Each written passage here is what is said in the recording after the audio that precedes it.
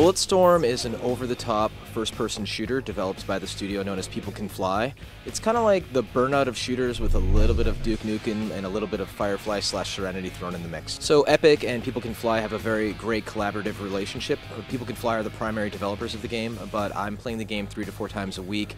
Tanya Jessen is our producer who works with them quite a bit. She's over in Warsaw on a regular basis, as well as our art director Chris Perna, who helps assist with the look and feel of the game, and our artists all pitch in to make sure that PCF knows how to use the tools and do an outstanding job. So the environment that the player is in Bulletstorm is a planet that's very, very hazardous. It's a planet that's been affected by a calamity, and what's happened is anybody who's left on the planet has either gone feral or has turned into a mutant, as well as the plant life around the planet. So the environments around you have giant cacti, they have bent out rebar, sharp pieces of metal that you can kick your enemies into. On top of that, there are creatures that are mutated plant life that will eat the enemies or potentially try to eat you. So when you add in roving bands of flesh-eating gangs with jagged environments and crazy plants that want to eat you, have kind of an insane mix. So the story is being penned by a man known as Rick Remender, and he's a very, very successful Marvel comic, and he has a great writing style, whereas he does this kind of pulpy, over-the-top, tongue-in-cheek style of narrative. The game features 2 main protagonists, a guy named Grayson Hunt and his sidekick named Ishi, and you start the game at the very beginning as kind of these badass members of a kind of assassin squad, and you make a wrong decision at the end of that mission, which is of course all playable. You ultimately wind up drunken space pirates years later, just being debaucherous on the edge of space. One day you run into your former commander with his very, very badass battleship, and you, in a drunken rage, decide to try and ram him, and then the 2 ships tumble towards the very dangerous planet below like lovers in the night, and then it's your goal to get off that planet potentially alive.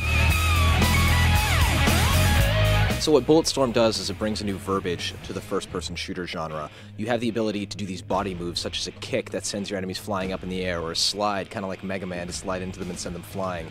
You can also use your energy leash to grab your enemies and pull them towards you, and start combining these together with some crazy over-the-top weapons like the flail gun, which is essentially 2 grenades attached with a chain in the middle. So wrap up your enemy around the legs, kick him into the other enemies, leash him over, and then explode him and get these great points. When you put the credits in world and you allow the player to get points with that, suddenly things get a lot more interesting, whereas you see an enemy and you don't want to kill him as quickly as possible, you want to kill him as stylistically and as cool as you can. So when you have that kind of motivation to get upgrades, you can get an upgrade for your light default assault rifle that allows you to essentially shoot 100 bullets at one time, melting the flesh off of your enemy and leaving a very hot skeleton to fall away. You can do all sorts of things to kind of allow yourself to slide further and increase your body moves and purchase different upgrades to encourage the player to kill with skill.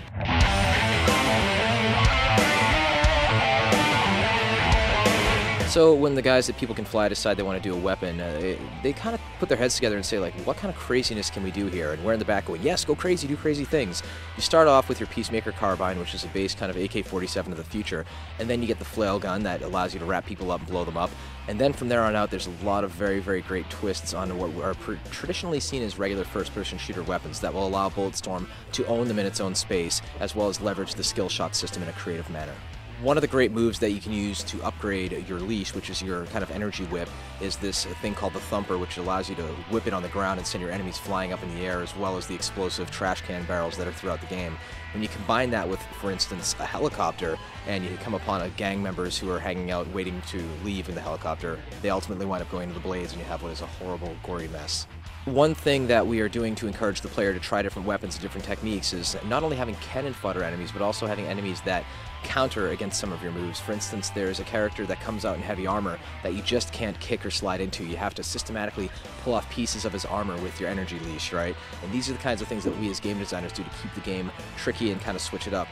We at Epic are big fans of boss fights, but the guys at PCF have really done some crazy, insane stuff in the past in Painkiller, and you're going to see that tradition continuing in Bulletstorm. The demonstration that we showed today featured this really crazy, overgrown plant life that at the beginning of the demo consumes your squad mate and then takes him off a few hundred yards away. You fight to him and ultimately find out that this was just one tentacle for this giant creature, and the battle rages on for a fair amount of time, and by the end of it, you'll be very, very exhausted. Throughout the game, the player has different motivations to kind of get to the next area and to kind of like solve what's going on. In the section that we demoed today, the player's friend Ishi is consumed by the plant and then has a radar to kind of lead him to where he's going. We have all sorts of other tricks and things to motivate the player. There's sections of the game where you're being chased by something and you have to get away from it as quickly as possible. And then there's parts where you just have to explore and find the best way through. Creatively, you need to kind of have different objectives and different driving forces for the player to get to the next area, otherwise the game becomes stale.